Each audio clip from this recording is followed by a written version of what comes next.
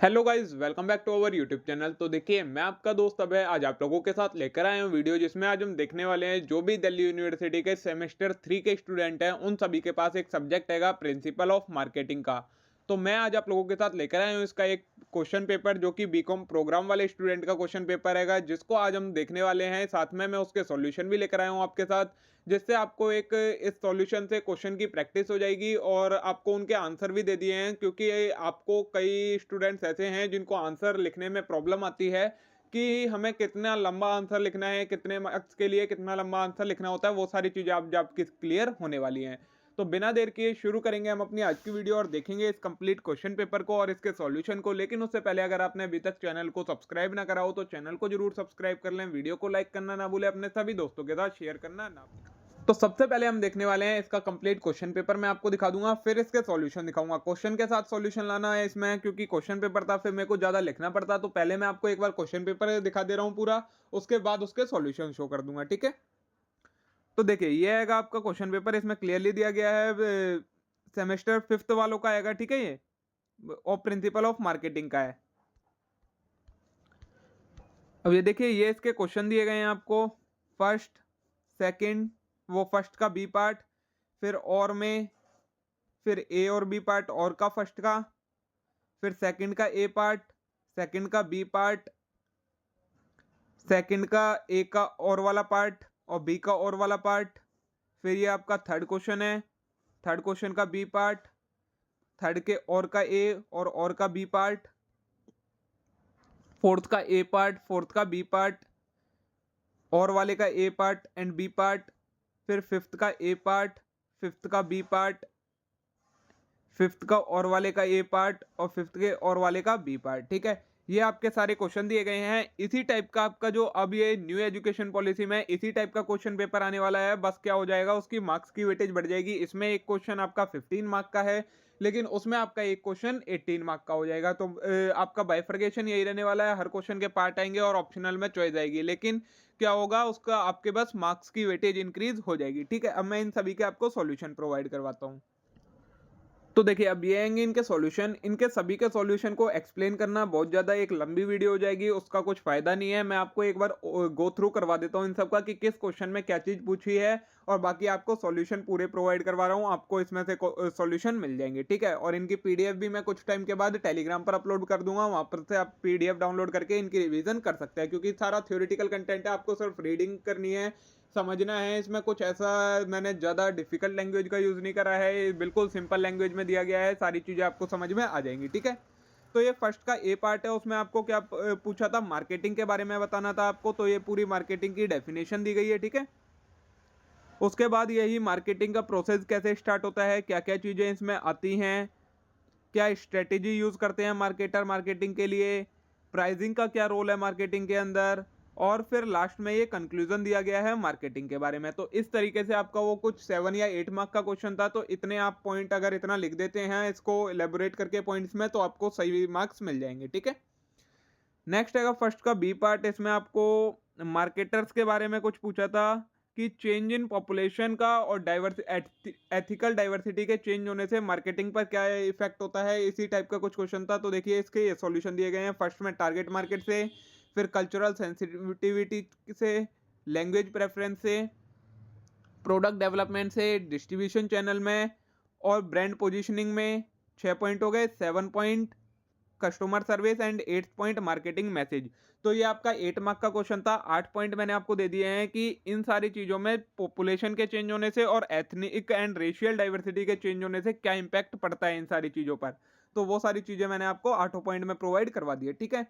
ये फर्स्ट का ए और बी पार्ट कंप्लीट हो गया। अब फर्स्ट का ए का और वाला पार्ट है, जो उसमें आपको होलिस्टिक मार्केटिंग के बारे में पूछा था कि होलिस्टिक मार्केटिंग में क्या क्या अप्रोचेज होती हैं, क्या क्या मार्केटिंग टेक्निक्स होती हैं, कुछ इस टाइप का क्वेश्चन था। तो देखिए, सबसे पहले कस्टमर सेंट्रिक अप्रोच बताइए होलिस्टिक मार्केटिंग की, फिर इंटीग्रेटेड मार्केटिंग अप्रोच के बारे में बताया है, रिलेशनशिप मार्केटिंग अप्रोच के बारे में बताया है, इंटरनल मार्केटिंग अप्रोच के बारे में बताया है, social responsibility approach, performance measurement and technological integration और कॉन्टिन्यूअस इंप्रूवमेंट। ये आपके 8 मार्क का क्वेश्चन था, तो 8 पॉइंट में मैंने इसे कवर कर लिया है। जो आपके चेकर होंगे उन्हें एक वे मिल जाएगा कि आपने 8 पॉइंट लिखे हैं, तो वो हर पॉइंट का एक एक मार्क दे सकते हैं, ठीक है। तो इसलिए आपको पॉइंट्स में आंसर लिखना होगा। फिर फर्स्ट के बी वाले का जो और पार्ट था उसमें किस चीज के बारे में पूछा है, ये पूछा था कि मार्केटिंग ऑफ सर्विस कैसे डिफरेंट होती है मार्केटिंग ऑफ गुड्स से। तो देखिए इसका फर्स्ट पॉइंट है इंटेंजिबिलिटी के बारे में एक्सप्लेन करा है कि गुड्स में इंटेंजिबिलिटी नहीं होती है, सर्विस में इंटेंजिबिलिटी होती है। इनसेपरेबिलिटी के बारे में, फिर पेरिशेबिलिटी के बारे में बात करिए, वेरिएबिलिटी के बारे में बात करिए, कस्टमर इन्वॉल्वमेंट के बारे में बात करिए, प्राइसिंग के बात करिए और मार्केटिंग मिक्स की बात करिए। तो इन 7 पॉइंट में मैंने 7 चीजें कवर करी हैं कि कैसे मार्केटिंग ऑफ सर्विस डिफरेंट होती है मार्केटिंग ऑफ गुड्स से। आप चाहें तो क्या कर सकते हैं, मार्केटिंग ऑफ सर्विस के लिए अलग पॉइंट्स लिख सकते हैं, मार्केटिंग ऑफ गुड्स के लिए अलग पॉइंट्स लिख सकते हैं, लेकिन मैंने इन्हीं पॉइंट में दोनों चीजें एक्सप्लेन कर दी हैं, तो ये भी सही सूटेबल आंसर बन जाता है इसका। 7 मार्क का क्वेश्चन था, 60 पॉइंट में मैंने कवर करवा दिया। फिर आता है आपका नेक्स्ट क्वेश्चन, जो सेकंड का ए पार्ट है, उसमें किस चीज के बारे में पूछा है आपको। उसका क्वेश्चन कंज्यूमर की बाइंग डिसीजन किस चीज पर बेस होता है, ये क्वेश्चन था। तो इसमें आपको देखिए पहला आएगा रेशनल बाइंग मोटिव्स पर, फिर emotional buying motives, patterning buying motives, जो कंज्यूमर बाइंग कंज्यूमर के क्या क्या परचेज मोटिव और बाइंग मोटिव होते हैं, इस चीज का कुछ इस टाइप का क्वेश्चन था वो, ठीक है।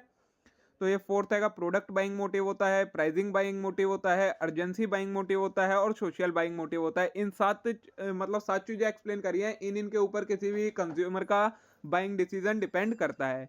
फिर इसका सेकंड का बी पार्ट है, जिसमें आपको मार्केट सेगमेंटेशन के बारे में बताना था कि मार्केट सेगमेंटेशन क्या होता है, और मोबाइल फोन और बाईसाइकिल का मार्केट का आप कैसे सेगमेंटेशन करेंगे ये एक्सप्लेन करना था। तो ये आपकी मार्केट सेगमेंटेशन की डिफाइन हो गई। फिर ये मोबाइल फोन का सेगमेंटेशन कैसे करा जा सकता है, डेमोग्राफिक सेगमेंटेशन करा जा सकता है, जियोग्राफिक सेगमेंटेशन करा जा सकता है, साइकोग्राफिक सेगमेंटेशन करा जा सकता है और बिहेवियरल सेगमेंटेशन करा जा सकता है, ठीक है।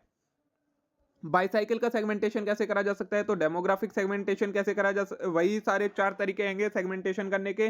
बस आपको बताना है कि आप मोबाइल फोन के लिए कैसे करेंगे इसमें और बाईसाइकिल के लिए कैसे करेंगे। तो वही जियोग्राफिक, साइकोग्राफिक एंड बिहेवियरल, ठीक है। ये भी आपका 8 मार्क का राउंड क्वेश्चन था। अब सेकंड का और वाला पार्ट है, जिसमें बाइंग डिसीजन प्रोसेस में क्या क्या स्टेप्स होते हैं वो करना था अगर आप एक लैपटॉप खरीदते हैं तो देखिए सबसे पहले प्रॉब्लम रिकॉग्निशन करना होता है, स्टेप होंगे ये बाइंग डिसीजन प्रोसेस के। फिर इंफॉर्मेशन सर्च करनी होती है, फिर इवेल्युएशन ऑफ अल्टरनेटिव्स करना होता है, परचेज डिसीजन लेना होता है, पोस्ट परचेज इवेल्युएशन करना होता है। तो ये 5 स्टेप होते हैं किसी भी कंज्यूमर के अगर वो बाइंग डिसीजन लेता है। और इसमें लैपटॉप के बारे में बताया था, तो लैपटॉप का एग्जांपल लेकर इन्हें एक्सप्लेन करा गया है। सेकंड के बी का और वाला पार्ट है, इसमें आपको नीश मार्केटिंग और सेगमेंट मार्केटिंग में डिफरेंशिएट करना था। तो सबसे पहले इनकी डेफिनेशन बता दी नीश मार्केटिंग और सेगमेंट मार्केटिंग की, फिर इनके मार्केट साइज के बारे पर बेसिस पर डिफरेंस करा है, फिर कंपटीशन के बेसिस पर डिफरेंस करा है, मिक्स करके ही करे हैं दोनों के, मार्केटिंग मिक्स के बेसिस पर डिफरेंस करा है, कॉस्ट के बेसिस पर करा है डिफरेंस, कस्टमर लॉयल्टी के बेसिस पर करा है एंड रिस्क के बेसिस पर करा है, ठीक है। ये आपके 7 बेसिस पर इनका डिफरेंशिएशन करा है। फिर आता है आपका थर्ड का ए पार्ट, इसमें आपको क्या बोला है, प्रोडक्ट मिक्स क्या होता है ये बताना था, और प्रोडक्ट मिक्स के लिए क्या क्या स्ट्रेटेजीज यूज करी जाती हैं ये बताना था। तो सबसे पहले ये डिफाइन थोड़ी सी बता दी प्रोडक्ट मिक्स की। अब स्ट्रेटेजीज क्या क्या है, product line extension, product line fillings, product line pruning, product line modernisation, product line diversification, ये आपकी 5 स्ट्रेटेजी बताई हैं जो प्रोडक्ट मिक्स में यूज की जाती हैं। थर्ड का बी पार्ट है आपका पैकेजिंग कैसे इंपॉर्टेंट है, पैकेजिंग किस लिए सिग्निफिकेंट है और किस लिए ये करी जाती है ये बताना था आपको। तो देखिए सबसे पहले इसकी सिग्निफिकेंस बताइए, प्रोटेक्शन के लिए जरूरी है, ब्रांडिंग एंड डिफरेंशिएशन करती है, इंफॉर्मेशन एंड कम्युनिकेशन के लिए जरूरी है और अट्रैक्शन एंड सेल्फ अपील के लिए जरूरी है, ठीक है। उसके अलावा कन्वीनियंस एंड फंक्शनैलिटी के लिए जरूरी है। फिर आएगा पैकेजिंग करते समय किन किन चीज़ों का ध्यान रखना होता है। तो सबसे पहले प्रोटेक्शन का, ब्रांडिंग का, इंफॉर्मेशन का, कन्वीनियंस का, ये 4 हमें एरियाज हैं जिन पर ध्यान देना होता है। और भी हैं लेकिन इतना फिर इसको एक्सप्लेन करना नहीं था क्योंकि अराउंड 7-8 मार्क का क्वेश्चन था। तो पहले हमने सिग्निफिकेंस बता दी और ये आप इसके कंसर्न्स बता दिए, तो दोनों मिलाकर लगभग 7-8 पॉइंट हो गए, तो इतना काफ़ी है, ठीक है। फिर है थर्ड का और वाला पार्ट, जिसमें आपको लाइन एक्सटेंशन बताना था क्या होता है। तो सबसे पहले ये लाइन एक्सटेंशन की डेफिनेशन बताई है, फिर इसका स्कोप बताया है, फैमिलियरिटी बताई लाइन एक्सटेंशन की, लाइन एक्सटेंशन और ब्रांड एक्सटेंशन में डिफरेंस बताना था आपको, ये था क्वेश्चन। तो सबसे पहले दोनों की डेफिनेशन बताई, फिर दोनों का स्कोप बता दिया, फैमिलियरिटी बता दी, दोनों मिक्स करके दिए हैं, ठीक है। फिर रिस्क के बेसिस पर दोनों को डिफरेंशिएट कर दिया, कंज्यूमर परसेप्शन के बेसिस पर डिफरेंस कराया है इन दोनों का, मार्केटिंग अपॉर्चुनिटीज किसकी में ज़्यादा है इसके बेसिस पर डिफरेंस कराया है, प्रोडक्ट डिफरेंशिएशन के बेसिस पर डिफरेंस कराया है, और मार्केटिंग स्ट्रेटेजी के बेसिस पर डिफरेंस कराया है, ठीक है। ये 8 नंबर का क्वेश्चन था, 8 पॉइंट्स में इनका डिफरेंस कर दिया। फिर आएगा थर्ड का बी का और वाला पार्ट। इसमें आपको क्या बोला था, प्रोडक्ट सपोर्ट सर्विसेज कैसे सेल्स को बढ़ाने में, मतलब प्रोडक्ट को सोल्ड करने में हेल्प करती है, एक तरीके से सेलर के लिए जरूरी होती है, वो बताना था। तो कैसे कैसे होती है, कस्टमर असिस्टेंस प्रोवाइड करवाती है ये, trouble shooting and technical support देती है कंज्यूमर को, प्रोडक्ट इंस्टॉलेशन एंड सेटअप करवाती है, ट्रेनिंग एंड एजुकेशन देती है, वारंटी एंड रिपेयर सर्विसेज होती हैं इसमें, अपडेट एंड अपग्रेड्स होते हैं, फीडबैक एंड इंप्रूवमेंट इंक्लूड करा जाता है, ठीक है। ये इसका कंप्लीट सॉल्यूशन हो गया 7 पॉइंट्स में, 7 मार्क का आपका क्वेश्चन था। फिर आता है आपका फोर्थ का ए पार्ट, जिसमें आपको वर्टिकल मार्केटिंग कैसे कन्वेंशनल मार्केटिंग चैनल से डिफरेंट है ये बताना था। तो सबसे पहले इंटीग्रेशन के बेसिस पर इनका डिफरेंस करा है, फिर कंट्रोल के बेसिस पर डिफरेंस करा है दोनों में, एफिशिएंसी के बेसिस पर डिफरेंस करा है, कन्फ्लिक्ट रिजोल्यूशन के बेसिस पर डिफरेंस करा है, शेयर्ड रिसोर्सेज के बेसिस पर डिफरेंस है, स्ट्रेटेजिक अलाइनमेंट के बेसिस पर डिफरेंस है, एंड लॉन्ग टर्म रिलेशनशिप के बेसिस पर डिफरेंस है। 7 मार्क का आपका क्वेश्चन था, 7 पॉइंट में एक्सप्लेन कर दिया, दोनों का डिफरेंस इसमें करवा दिया है, ठीक है। फोर्थ का बी वाला पार्ट है, जिसमें आपको कॉस्ट ऑफ प्रोडक्शन, क्वेश्चन में को इसका ध्यान नहीं आ रहा है, ये आपको पॉइंट दिया है मैंने, इसका सॉल्यूशन देख लीजिए। कॉस्ट ऑफ प्रोडक्शन बताया था, cost of producing products fundamental, question में को ध्यान नहीं आ रहा है क्या था इसका, ठीक है। आपका ये सॉल्यूशन मैंने दे रखा है, कंपटीशन है, फिर डिमांड एंड इलास्टिसिटी है, target market and consumer perception है, वैल्यू प्रोपोजिशन है, ब्रांडिंग एंड पोजिशनिंग है, एक्सटर्नल फैक्टर्स हैं, एंड ऑब्जेक्टिव एंड स्ट्रेटेजीज हैं, ठीक है।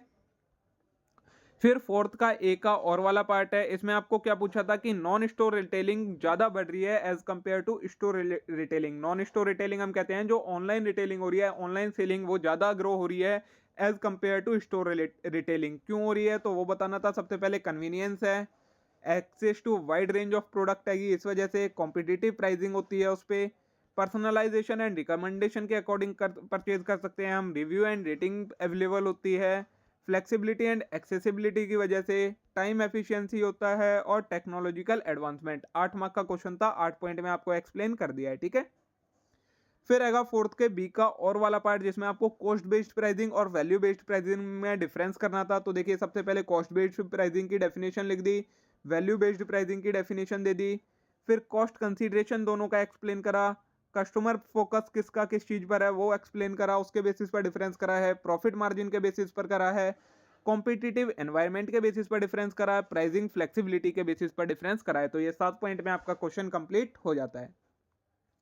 फिर आता है आपका फिफ्थ का ए वाला पार्ट, जिसमें आपको रिलेशनशिप मार्केटिंग को एक्सप्लेन करना था, क्या होता है कैसे होता है। तो सबसे पहले कस्टमर रिटेंशन होता है इसमें, कस्टमर लाइफ टाइम वैल्यू देखी जाती है, पर्सनलाइजेशन एंड कस्टमाइजेशन क्रिएट करना होता है, ट्रस्ट एंड लॉयल्टी बनानी होती है, टू वे कम्युनिकेशन होता है इसके अंदर, कस्टमर सेटिस्फेक्शन एंड डिलाइट रहता है, और लॉन्ग टर्म बेनिफिट्स होते हैं इसके। तो ये 7 मार्क का क्वेश्चन था, 7 मार्क्स में आपको एक्सप्लेन कर दिया है, ठीक है।